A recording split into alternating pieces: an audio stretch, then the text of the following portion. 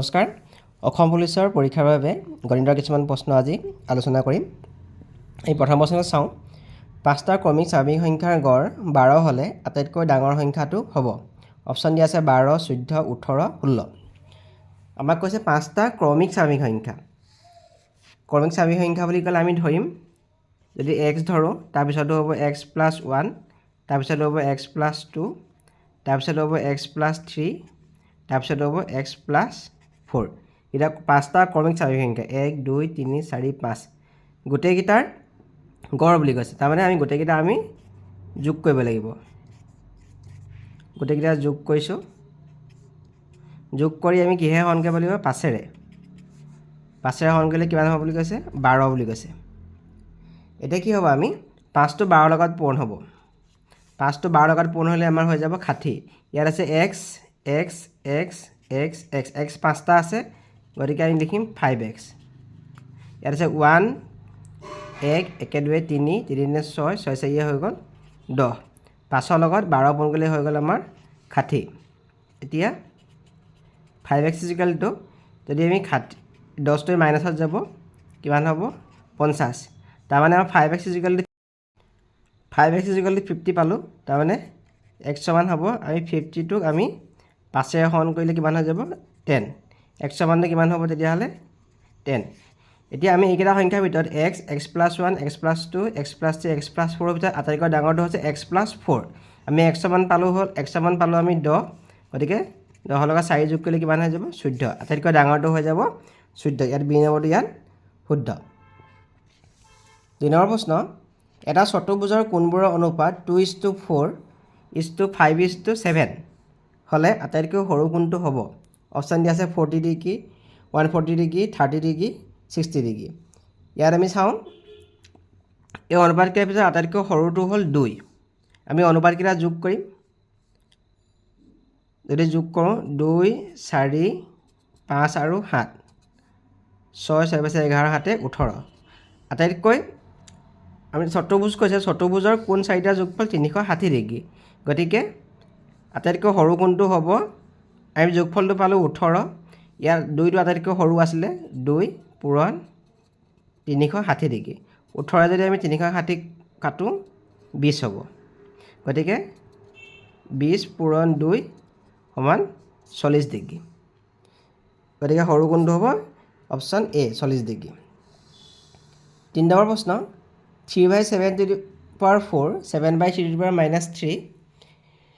7/3 3/7 হ'লে mৰ মান কিমান হ'ব অপচন দিয়া আছে 1/7 7 49 1 ইয়াত দেখিছোঁ আমি 3/7 কিন্তু এইটো ভগ্নাংশটো উল্টা হৈ আছে 7/3 আছে গতিকে আমি যদি এইটো 3/7 পাতোঁ 3টো যদি ওপৰত দি দিওঁ এই সূচকটো আমাৰ কি হ'ব মাইনাছটো আমাৰ প্লাছ হৈ যাব তাৰমানে ইয়াত হৈ যাব 3/7 আমি 3টো ওপৰলৈ লৈ গ'লোঁ 7টো তলত দি দিলোঁ এতিয়া এই সূচকটো কি হৈ যাব প্লাছত আহি যাব +3 হৈ গ'ল = 3/7 আমি জানো যে a⁴m আৰু b⁴m a⁴n আৰু a⁴n হ'লে এই বেছকেইটা একে আছে গতিকে 4 আৰু 3টো প্লাছ হৈ যাব 3/7 4 আৰু 3 যোগ কৰিলে কিমান হ'ব 7 3/7m ইয়াৰো 3/7 আছে ইয়াৰো 3/7 আছে আমি এইকেইটা নেগলেক্ট কৰি দিব পাৰোঁ তাৰমানে 7 = 7m লিখিব পাৰোঁ 7 = 7m এতিয়া mৰ মানটো হৈ যাব 7 ক ডিভাইড কৰিলে কিমান হ'ব mৰ মানটো 1 গতিকে ইয়াত ডি নম্বৰটো আমাৰ শুদ্ধ 4 নম্বৰ প্ৰশ্ন এটা সুষম ঘনকৰ বাহুৰ দৈৰ্ঘ্য 3 গুণ বৃদ্ধি কৰিলে ঘনকটোৰ পূৰ্বৰ আয়তন আৰু নতুন আয়তনৰ অনুপাত হ'ব ধৰি লৈছোঁ আমি ঘনকটোৰ বাহুৰ দিশ ঘনকটো যদি আমি বাহুৰ দিশ আমি x বুলি থওঁ ইয়াৰ আয়তন কিমান হৈ যাব তেতিয়াহ'লে x 3টা পূৰণ হ'ব আয়তন বুলি ক'লে দিশ প্ৰস্থ উচ্চতা তাৰমানে হৈ যাব x³ আমাক কৈছে এতিয়া বাহুৰ দৈৰ্ঘ্য 3 গুণ প্ৰথমটো আছিলে x গতিকে 3 গুণ কৰিলে নতুন ঘনকটোৰ বাহুৰ দৈৰ্ঘ্য হ'ব 3x আৰু 3x যদি হয় নতুন ঘনকটোৰ আয়তন কিমান হ'ব 3x × 3x × 3x তাৰমানে 27x³ হৈ যাব এতিয়া আমাৰ অনুপাত কৈছে অনুপাত যদি উলিয়াওঁ x³ ইয়াত হৈছে 27x³ x³ কাটি দিলোঁ 1/27 তাৰমানে 1:27 হ'ব আগৰ অনুপাত আৰু নতুন আয়তনৰ অনুপাত হ'ব 1:27 গতিকে চি নম্বৰটো ইয়াত শুদ্ধ প্ৰশ্ন 13 + 15 + 17 ... 23 এই শ্ৰেণীটোৰ গড় হ'ব অপশ্যন দিয়া আছে 36 24 18 15 আমি দেখিছোঁ যে এই গোটেইকেইটা অযুগ্ম সংখ্যা 13 15 17 23লৈকে অযুগ্ম সংখ্যাৰ গড় আমি উলিয়াবলৈ হ'লে কি কৰিম আমি প্ৰথম সংখ্যাটো আৰু লাষ্টৰ সংখ্যাটো যোগ কৰিম 13 আৰু 23টো যোগ কৰি আমি 2য়ে হৰণ কৰি দিম এইটোৱে হ'ল গড় কিমান হ'ব 36ক 2য়ে হৰণ কৰিলে কিমান হৈ যাব 18 তাৰমানে এই গোটেই শ্ৰেণীটোৰ গড় কিমান হৈ যাব 18 গতিকে চি নম্বৰটো ইয়াত শুদ্ধ 6 নম্বৰ প্ৰশ্ন 50টা বস্তুৰ কিনা দাম 15টা বস্তুৰ বিক্ৰী দামৰ সমান হ'লে শতকৰা লাভ হ'ব এতিয়া আমাক এটা সূত্ৰ আছিলে যদি এক্সটা বস্তুৰ কিনা দাম ৱাইটা বস্তুৰ বেচা দামৰ সমান হয় তেতিয়াহ'লে শতকৰা লাভ হ'ব x - y/y * 100% এইটো সূত্ৰ আমাক এতিয়া x মান আমি ধৰিম 50 y মান আমি ধৰিম 15 আৰু y আছে 15 * 100% তাৰমানে হৈ যাব ইয়াত হৈ গ'ল 35/15 * 100% এইটো কৰিলে 5 7 গুণ 35 5 3 গুণ 15 তাৰপিছত 7ৰ লগত 100 গুণ কৰিলে আমাৰ হৈ যাব 700 তলত থাকিলে 3 700/3 এইটো পাৰ্চেণ্ট হ'ব গতিকে ইয়াত বি নম্বৰটো আমাৰ শুদ্ধ 7 নম্বৰ প্ৰশ্ন 625 to the power 0.18 into 625 to the power 0.7 or ইয়াৰ মান কিমান হ'ব সুধিছে অপশ্যন দিয়া 625 015 এতিয়া আমি জানো যে a to the power m into a to the power n = a to the power m plus n ইয়াত বেছটো একেই আছে 625 এই সূচককেইটা বেলেগ আছে সূচককেইটা কি হৈ যাব যোগ হৈ যাব 625 to the power 0.18 plus 0.7 এইটো কৰিলে কিমান হ'ব 625 to the power 0.25 এই দুটা যোগ কৰিলে আমাৰ 0.25 হ'ব আমি 625 মানে জানো 5 4টা পূৰণ কৰিলে 625 হ'ব ওপৰত আছে 0.25 তাৰমানে আমি লিখিম ইয়াত 5 to the power 4 into 0.25 এতিয়া 4টোৱে 0.25 পূৰণ কৰিলে কিমান হৈ যাব 1 হৈ যাব 5 to the power 1 মানে কিমান হৈ যাব 5 গতিকে শুদ্ধটো হ'ব অপশ্যন ডি 8 নম্বৰ প্ৰশ্ন তলৰ কোনটো এটা পৰিমেয় সংখ্যা নহয় ইয়াত চাওঁ 5.44 ইয়াৰ দশমিক বিস্তৃতি সীমিত গতিকে এইটো পৰিমেয় সংখ্যা হয় 6.141414 এইটো ৰিপিট হৈছে 14টো ৰিপিট হৈছে যদিও এইটো ইয়াৰ পৰিমেয় সংখ্যা এইটো হয় এইটো চাওঁ আমি 8.6 ইয়াৰ দশমিক বিস্তৃতি সীমিত এইটো আমাৰ পৰিমেয় সংখ্যা হয় কিন্তু এইটো যদি চাওঁ 9.15টো ৰিপিট হোৱা নাই আকৌ ডাবল 15 হৈছে আকৌ ট্ৰিপল 15 হৈছে গতিকে পৰিমেয় সংখ্যা কোনটো নহয় এইটো চি নম্বৰটো পৰিমেয় সংখ্যা নহয় 9 নম্বৰ প্ৰশ্ন তলৰ কোনটো সংখ্যা 9ৰে বিভাজ্য 9ৰে বিভাজ্য হ'লে আমি কি কৰিম সংখ্যাটোৰ অংককেইটা আমি যোগ কৰি চাম যোগ কৰি চোৱা অংককেইটা যদি 9ৰে বিভাজ্য হয় যোগফলটো তেতিয়াহ'লে সংখ্যাটো 9ৰে বিভাজ্য হয় আমি প্ৰথম সংখ্যাটো চাওঁ 7686 ইয়াত অংককেইটা আছে 7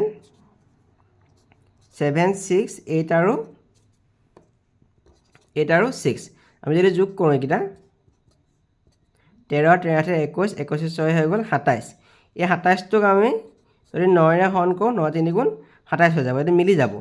তাৰমানে বিভাজ্য হ'ব 27 সংখ্যাটো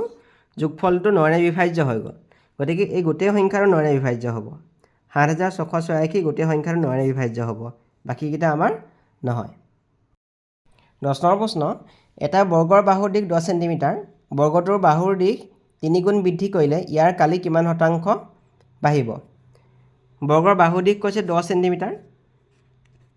গতিকে 10 চেণ্টিমিটাৰ হ'লে ইয়াৰ কালি কিমান হ'ব 10 স্কোৱাৰ তাৰমানে কিমান হ'ব 100 চেণ্টিমিটাৰ স্কোৱাৰ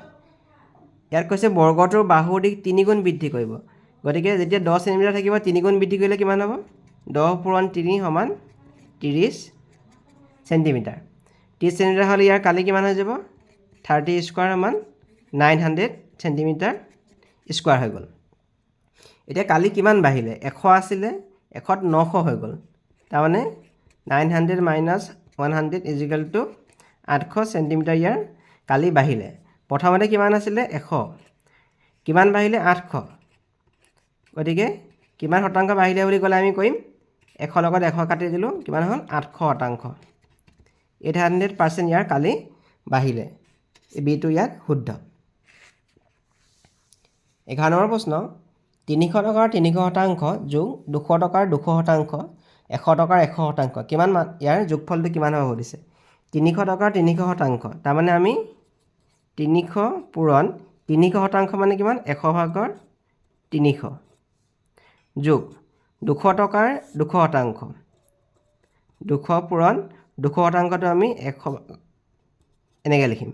আৰু 100 টকাৰ 100 শতাংশ 100 পূৰণ 100 এতিয়া কি হ'ব 100 যদি আমি কাটো এইটো 3 বাৰ যাব 3 লগত 3 পূৰণ কৰিলে 300 পূৰণ কৰিলে কিমান হৈ যাব 900 যেনেকৈ 100 লগত এইটো কাটিলে আমাৰ 2 যাব 2 লগত আমি 200 পূৰণ কৰিলে কিমান হৈ যাব 400 আকৌ 100 আৰু 100 কাটিলে ইয়াত থাকিলে 100 তাৰমানে 9 13 13 কিমান হৈ গ'ল 1400 গতিকে শুদ্ধটো হ'ব অপশ্যন এ 12 নম্বৰ প্ৰশ্ন 6 ভাগৰ 2 10 ভাগৰ 3 আৰু 20 ভাগৰ 4 লসাগু কিমান হ'ব অপশ্যন দিয়া আছে ABCD যদি আমাৰ ফ্ৰেকশ্যনত থাকিব লসাগু গতিকে ফ্ৰেকশ্যনত লসাগু উলিয়াব থাকিলে আমি যেতিয়া লসাগু কিমান হ'ব LCMটো এই ওপৰত থকা সংখ্যাকেইটা লবকেইটাৰ আমি LCM ল'ম ফ্ৰেকশ্যনত থাকিলে আমি LCM কি কৰিম আমি ওপৰ 2 3 আৰু 4 আমি লসাগু উলিয়াম LCM 2 3 আৰু 4 আৰু তলত থকা সৰহকেইটাৰ 6 10 আৰু 20ৰ আমি HCF ল'ম মানে গসাগু উলিয়াম 2 3 আৰু 4 আমাৰ লসাগু কিমান হৈ যাব 2 3 আৰু 4 লসাগু যদি উলিয়াম 2 3 আৰু 4 2 গুণ 2 2 দুগুণ 4 আকৌ যদি কৰোঁ 2 গুণ 2 3 কৰিলে এবাৰ যাব 1 1 তাৰমানে 2 পূৰণ 3 তাৰমানে 12 হৈ গ'ল ইয়াৰ LCM কিমান হৈ যাব 12 6 10 আৰু 20 6 10 আৰু 20ৰ আমাৰ HCF কিমান হৈ যাব 2 কাৰণ 2 লগত 3 6 হ'ব আৰু 2 লগত 5 10 হ'ব আৰু 2 লগত 10 কৰিলে কিমান হৈ যাব 20 গতিকে HCF কিমান হৈ যাব 2 হৈ যাব আমাৰ 2 আমি 12 কাটিলে কিমান হৈ যাব 6 গতিকে এইকেইটাৰ ভগ্নাংশৰ আমাৰ লসাগু উলিয়াবলৈ গ'লে আমাৰ কিমান হৈ যাব 6 13 নম্বৰ প্ৰশ্ন -1 আৰু 5ৰ মাজত থকা এটা পৰিমেয় সংখ্যা হ'ল অপশ্যন দিয়া আছে ABCD আমি -1টো এনেকৈ লিখিব পাৰোঁ -1 আছে নহয় -1টো আমি 5/5 এটা পূৰণ কৰি দিছোঁ 1ৰ লগত 5 পূৰণ কৰিলে হ'ল -5 তলত থাকিলে 5 5টো আমি এনেকৈ লিখিব পাৰোঁ 5 পূৰণ 5/5 এতিয়া এই 5টোৱে পূৰণ হ'ব 5ৰ লগত 5 5 গুণ কিমান হৈ গ'ল 25 তলত থাকিলে 5 5 ভাগৰ -5 আৰু